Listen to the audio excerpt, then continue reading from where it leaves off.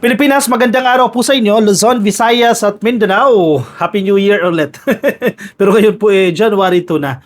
Anyway, ka-coffee, si Lacson, dyan sa Senado, di ba? Isa sa nilarespeto yan dyan sa Senado. Nagsalita na si Lacson. At alam mo kung anong sinasabi niya? Mabagsik ang naging laban ni PBBM kontra korupsyon. Sakit tanggapin ng mga dilis yan. Kasi alam niyo yung nangyari, di ba?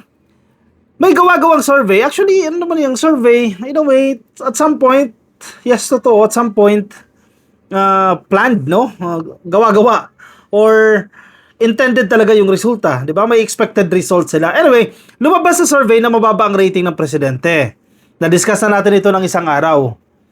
Maraming question dyan. Sino yung gumawa ng survey? Sino yung nag-commission dyan sa survey? Paano ginawa yung survey? Yung proseso, etc. etc. Pero bagamat ano pa man, mababa ang resulta ng survey ni PBBM as compared kay Sara Duterte. Di ba? Pangalawa, saan ka nakakita na yung vice presidente mo hindi nagtatrabaho, mataas pa rin ang rating sa survey. Samantalang yung presidente, kaliwat kanan, halos hindi na magpahinga, todo trabaho na, mababa pa rin ang rating. Di ba? Kayo na ang mag-decision dyan. Anyway, nagsalita po si Lacson dyan. Mapapaya sila dito sa sinasabi ni Lacson. Kasi sinabi niya na mabagsik itong laban ni PBBM kontra korupsyon. Wait lang ha. At sana, umaasa siya na pagsapit po ngayong 2026 na, mananatili po o titindig pa rin po si PBBM sa kanyang laban kontra korupsyon. Ito. Kaliwat kanan yan, ka-coffee, nasa pahayagan yan. Pwede nyong i-verify yan.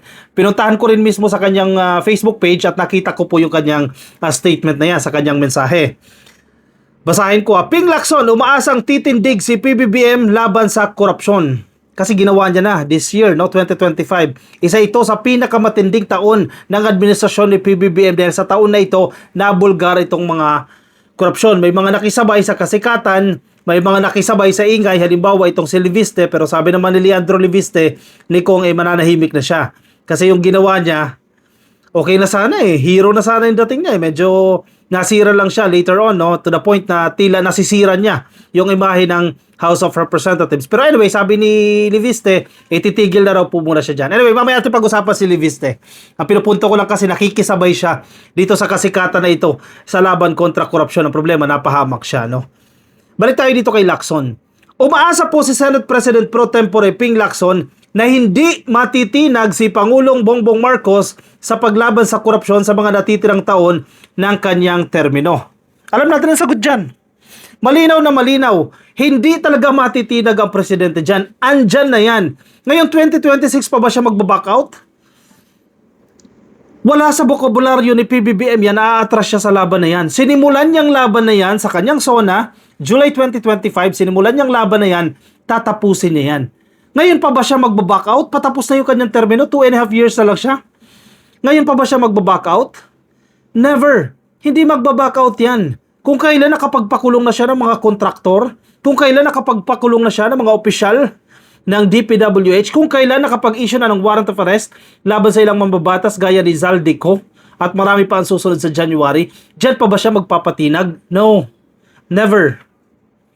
Wala sa bokabularyo ni PBBM yan na magpapatinag siya dito sa laban na ito kontra korupsyon.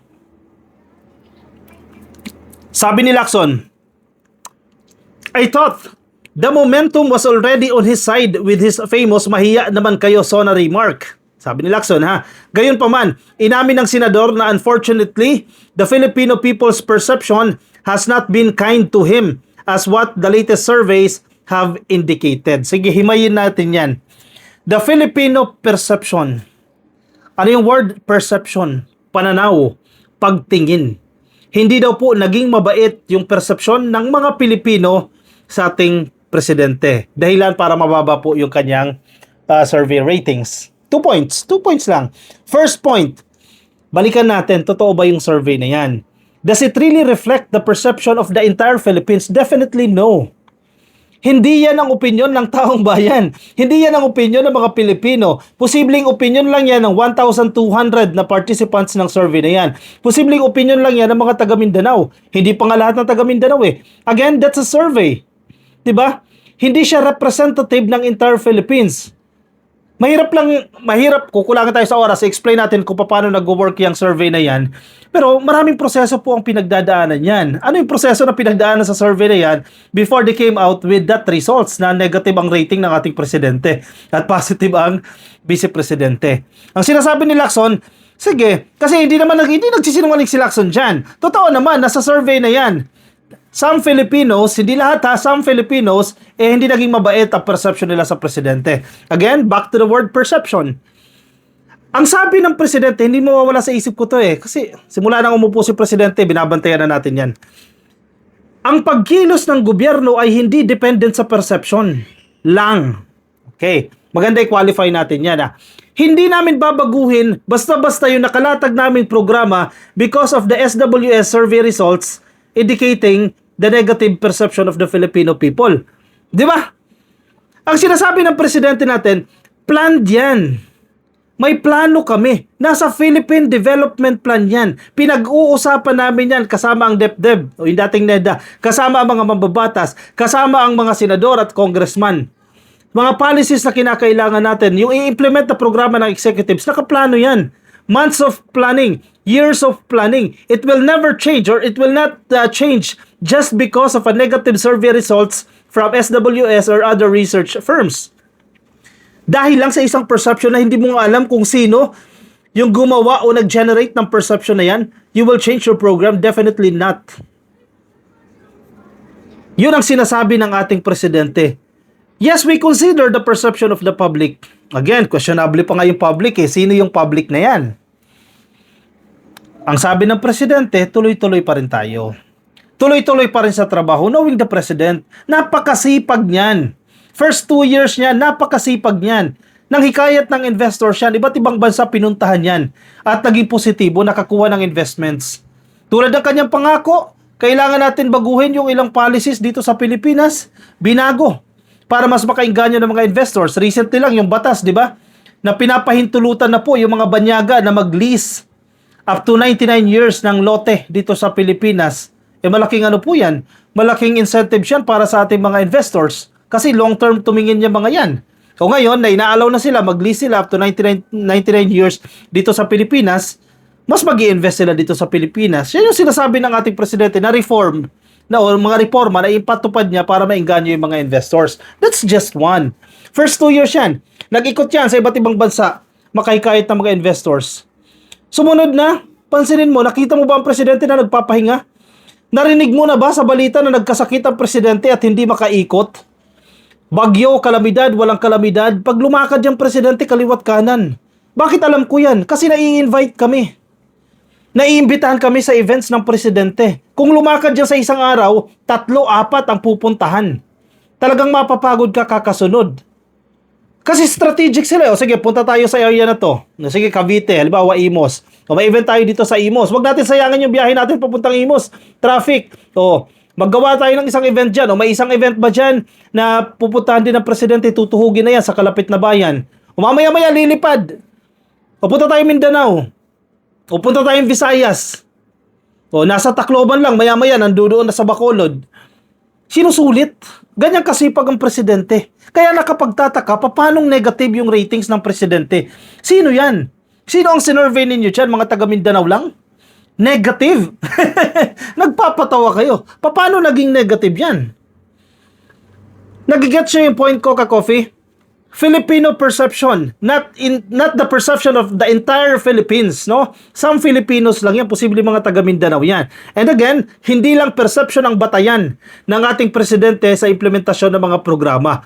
Well-planned yung mga programa, nakahanda yung mga programa na yan kung paano i-implement yan at hindi yan magbabago dahil sa isang resulta lang ng survey. Ka-Coffee, mahalaga din yan, perception yan ng Pilipino. Yes, sinabi ba natin hindi mahalaga yan? It will be considered at some point, no? Pero hindi ibig sabihin na kung ano yung gusto nyo mangyari, gagawin na. You cannot please everyone, Ka-Coffee. Lahat-lahat. Ako, hindi mo mapiplease lahat yan. Di ba?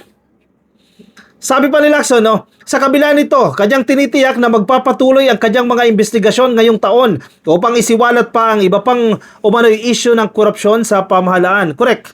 Bilang Senate Blue Ribbon Committee Chair, yan si Lacson, malaki po yung kanyang papel para mabulgar yung talamak na korupsyon na yan na nangyari sa bansa. And again, hindi tayo mapapagod sa pagre-remind, presidente po ang nagbulgar niyan.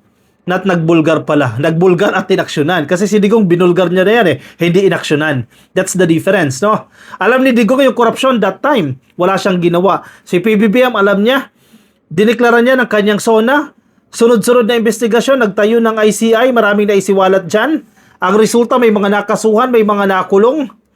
And may restitution. Ibig sabihin ka, Coffee, na ibalik sa gobyerno yung mga perang ninakaw. Hindi lahat, ha? Portions pa lang. Maikli pa lang yan. Pero millions of pesos na yan. Nagsaoli po ng salapi ang ninakaw itong mga opisyal ng DPWH. 'Di ba? Parte ng kanilang provisional admission, no, sa Witness Protection Program. Nagsaoli sila diyan. Parte pa lang yan. Not only that, no, nakakulong, yung iba nagtatago na, at ang pinaka-importante, natigil yung sistema ng korupsyon. Not 100%, at least natigil. Hindi na fully operational yung sindikato na yan, yung scam na yan. Yun ang pinaka-importante. Marami ng kontraktor ngayon ang natatakot mag-engage sa ganyang klase ng kalakaran. 'Di ba? Yung mga engineers ngayon, mas careful, mas honest, mas tapat yung new breed ng engineers dyan sa DPWH at yung mga opisyal dyan. 'Di ba? Para maiwasan na yung mga ganyang kalakaran. Yung mga taong bayan ngayon, mas active na sila in reporting doon sa mga maanomalya ng mga flood control sa kanilang lugar. Mas aktibo na sila. Salamat sa sumbong sa Pangulo.ph. 'Di ba? Mas naging active na sila dyan. Kaya hindi mo pwedeng sabihin walang nangyari sa ginawa ni PBBM. That's fake news, ka-coffee. Hindi totoo yan. Walang nangyari. Imposibleng walang nangyari. Marami po ang nangyari dahil sa revelasyon na ito, sa pagbubulgar na ito ni PBBM. Okay, balik tayo dito kay Leviste. Si Leviste, punta natin yung Facebook page niya. Kasi may nabasa ako na titigil na raw siya. Which is tama lang. Napahamak siya sa ginawa niya Yun na sinasabi natin Kasi nagpagamit kasi siya Nagpagamit siya sa mga DDS Ano ba, hindi talaga ko nagbabayad utang ito Pero napahamak siya dyan. Wala na ata siyang Anong Facebook nga dyan? Nagbula na ata ng Facebook Hindi ko na makita. Anyway, ang pinupunto niya doon sa kanyang post ay titigil na siya, di ba? Hindi na siya magkukomento lalo na dyan sa Cabral Files na nagpahamak sa kanya. Posible kasi makasuhan pa siya dyan dahil sa pinagagawa niya, titigil na siya dyan. Kasi nagpagamit siya sa mga DDS.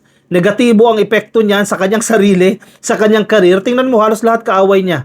At least na-realize niya ngayon na tatahimik na siya. Di ba? Posible rin kasi na itong ginagawa ni Leviste, distraction din May gusto silang pagtakpan Kaya pinapaingay nila yan si Leviste. Posibleng ginagamit lang siya. Posibleng part of the equation siya Kasi may gustong pagtakpan yung kanilang grupo. Itong side ng mga dilis, may gusto silang pagtakpan. At pinag-iingay nila si Leviste para hindi mapansin yung gusto nilang pagtakpan. Hindi malabo yan, ka-coffee, dahil tunay na DDS yan Tatak DDS yan Diba? Distractions lang yan Itong mga distractions na yan, definitely makikinabang dyan yung kampo ng mga Duterte.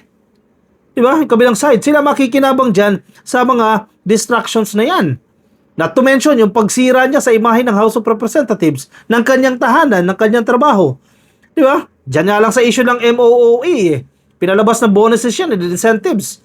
Only to find out, para sa operations pala yan, sa MOOE. Sahod ng mga tao. Di ba? Sinong napahiya? Si Leviste din. Buti na nga lang na-realize niya, ayan, tumitigil na siya. Pangalawa, pangatlo, pang-apat na ata ito, Bakit siya ang nangunguna sa investigasyon na yan? Does he have the authority? Is he authorized by the President? Is he authorized by the DOJ or by the Ombudsman to conduct his own investigation? Asan ang authority? Is he allowed to get into the premises of the DPWH and acquire documents without even the permission of the DPWH? Tama ba yan? Anong authority meron siya? Senador. Dahil congressman siya, dahil senador ang nanalo. Maling-mali siya dyan. Pinangunahan niya ang DOJ, pinangunahan niya ang Ombudsman to the point na posibleng mag-lead yan into obstruction of justice. Na pwede siyang makulong. Diba? ginagamit siya eh. Anyway, at least may realization. Just to be clear, no? May realization. Titigil na daw siya. Hindi na siya magkukomento unless very, very, very important yung kanyang statement doon sa issue ng Cabral Files. Kaya natin ang authority. Sino mag-imbestiga dyan? Hindi siya. Wala siyang authority dyan.